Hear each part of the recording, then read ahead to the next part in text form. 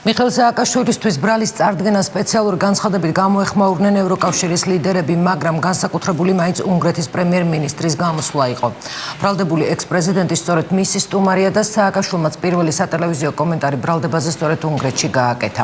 ვიქტორ ორბანი ის პოლიტიკოსია, რომელიც 2012 წელს საპარლამენტო არჩევნების წინ საქართველოში ნაციონალების მხარდასაჭერად იმყოფებოდა და ქუთაისიდან ნაციონალური მოძრაობის წინასაარჩევნო შეხვედრიდან მოუწოდა ქართველ ამომრჩეველს მხარი მომავლისთვის დაეჭირათ. უნგრეთს ყავს შეფარებული ზურაბ ადეიშვილიც.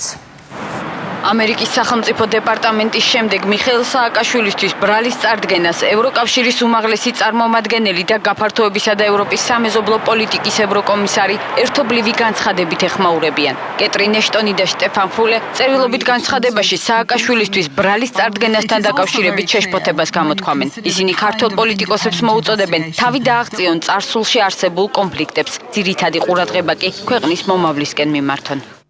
კანონზე მაღლა არავინ დგას, თუმცა საქართველოში სისხლის სამართლებრივი დევნა უნდა იყოს გამჭვირვალე, პროპორციული პოლიტიკური მიზნებისგან თავისუფალი და წარიმართოს კანონმდებლობით დადგენილი საპროცესო გარანტიების მკაცრი დაცვით. ევროკავშირი ყურადღებით დააკვირდება ყოფილი მთავრობისა და დღევანდელი ოპოზიციის წევრების მიმართ სისხლის სამართლის ამ და სხვა საქმეების მიმდინარეობას. საქართველოს წინაშე დიდი გამოწვევებია და მათთან გამკლავებას სჭირდება ხელმძღვანელობა, რომელიც იყურება წინ და მზადაა დაამსხვრიოს პოლარიზებული პოლიტიკის ჩარჩოები. პრემიერ-მინისტრი მიხეილ სააკაშვილის შესახებ დამატებითი კომენტარის გაკეთებას აღარ აპირებს. ირაკლი ღარიბაშვილი მხოლოდ იმას ამბობს, რომ პროცესი გამჭვირვალე იქნება. მე არ მინდა რომ ყოფილ პრეზიდენტ სააკაშვილზე გავაკეთო რაიმე კომენტარი. რაც შეეხება უშიშროების საბჭოს, მას გასცემს ობიექტური გამოძიება პასუხს. რასთავარია ჩვენ ვიქნებთ მაქსიმალურად გამჭვირვალე. საქართველოს ხელისუფლების პირველი პირების განცხადებების მიუხედავად უნგრეთის პრემიერ-მინისტრი პოლიტიკურ ანგარიშ სწორებაზე მაინც საუბრობს. მიხეილ სააკაშვილისთვის ბრალის წაყენებაზე ვიქტორ ორბანმა შეშფოთება თავად ბრალდებულის თვალწინ გამოთქვა. მიუღებელია პოლიტიკური დევნა. რა თქმა უნდა, არ მინდა ჩავერიოს შიდა საქმეებში, რადგან ჩემი ვალია შევინარჩუნო მეგობრობა უნგრელ და ქართველ ხალხს შორის. მაგრამ ბოდიშეს მოხდით, მაქვს ჩემი შეხედულებები პირად ურთიერთობებზე დაყრდნობით. ეს არის ძალიან დროებითი მოვლენა, ძალიან დროებითი და ჩვენ აუცილებლად ბოლომდე მივიყვანთ ჩვენ დაწყებულ საქმეს. ვიქტორ ორბანს საქართველოში კარგად იცნობენ. უნგრეთის პრემიერი ნაციონალური მოძრაობის ხელისუფლებაში ყოფნის დროს საქართველოს ხშირად სტუმრობდა და მათ მხარდამჭერ განცხადებებსაც აკეთებდა. 2012 წლის 27 სექტემბერს, 1 ოქტომბრის საპარლამენტო არჩევნებამდე რამდენიმე დღით ადრე ვიქტორ ორბანი სიტყვით ქუთაისში ნაციონალური მოძრაობის წინასაარჩევნო შეხვედრაზეც გამოვიდა და ხალხს მოუწოდა არ მიეცა ხმა უკან დაბრუნებისთვის. მიხეილ სააკაშვილი და ვიქტორ ორბანი მაშინაც ერთად იდგნენ. თუ გჯერათ თქვენი ხელმძღვანელობის თუქსურთ პროგრესი და გჯერათ პრეზიდენტის წარმატებას მიაღწევთ, მაგრამ თუ თქვენ უკან დაბრუნებას დათანხმდებით, ეს დიდი შეცდომა იქნება. რა თქმა უნდა, ეს თქვენი არჩევანია, თქვენი ბედი თქვენვე უნდა გადაწყვიტოთ. თქვენს ნაცვლად გადაწყვეტილებას არავინ მიიღებს. თქვენი უნგრელი მეგობარი გეუბნებით, უკან უნდაბრუნდებით. ირწმუნეთ თქვენი ხელმძღვანელის. საპარლამენტო არჩევნების დასრულების შემდეგ ვიქტორ ორბანი დამარცხებული მეგობრების შეფარებისთვის უხერხულ სიტუაციაში რამდენჯერმე აღმოჩნდა. შარშან უნგრეთმა პოლიტიკური თავშესაფარი საქართველოს იუსტიციის ყოფილ მინისტრს და მიხეილ სააკაშვილთან ერთად 7 ნოემბრის საქმეზე ბრალდებულ ზურაბ ადეიშვილს მისცა. ლონდონში ჩეთემ ჰაუსში გამოსვლისას სწორედ ადეიშვილთან დაკავშირებით დაუსვა მას კითხვა ქართველმა სტუდენტმა სულხან ხაბაძემ. რატომ აირჩია ადეიშვილმა უნგრეთი და არა სხვა დასავლეთ ევროპული ქვეყნები, უფრო მეტად ჩამოყალიბებული დემოკრატიები? ზოგი ამის პასუხად მიანიშნებს ადეიშვილის ახლო კონტაქტებზე თქვენი მთავრობის მაღალი რანგის თანამდებობის პირებთან.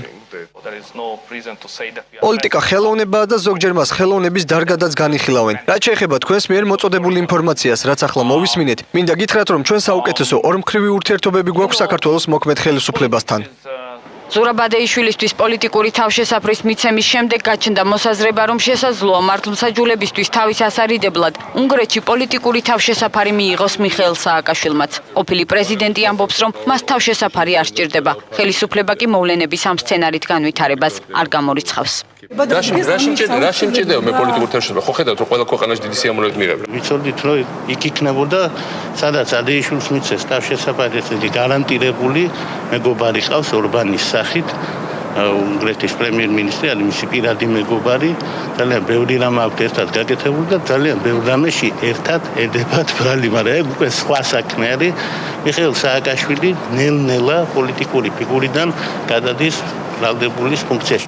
საერთაშორისო გამოხმაურება და ექს-პრეზიდენტისთვის ბრალის წარდგენა საპარლამენტო უმცირესობისა და უმრავლესობისთვის ურთიერთბრალდებების თემად ისევ რჩება.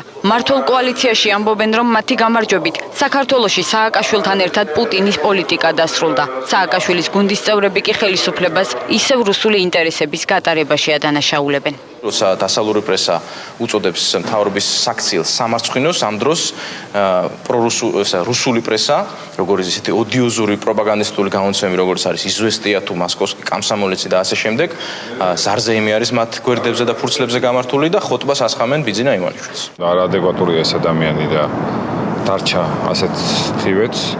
ალბათ პუტინმა დაავალა ტელეკომპანია იმედის დარბევა 7 ნოემბრის 26 მაისის ორგანიზება. ალბათ პუტინმა უბიძგა მას, რომ ხალხი ეწამებინათ ციხეებში. ეს ყველაფერი არის პუტინის დაკვეთა, ამაში მე ვეთანხმები და ეს ამ სახელმწიფოზე ჩვენ თქვით უარი. ურთიერთბრალდებების პარალელურად ცნობილი ხდება, რომ პროკურატურას მიხეილ სააკაშვილის დაპატიმრების მოთხოვნით სასამართლოსთვის ამ დრომდე არ მიუმართავს. მოითხოვს თუ არა მანამდე საქართველოს ყოფილი პრეზიდენტი პოლიტიკურ თავშესაფარს ჯერჯერობით უცნობია.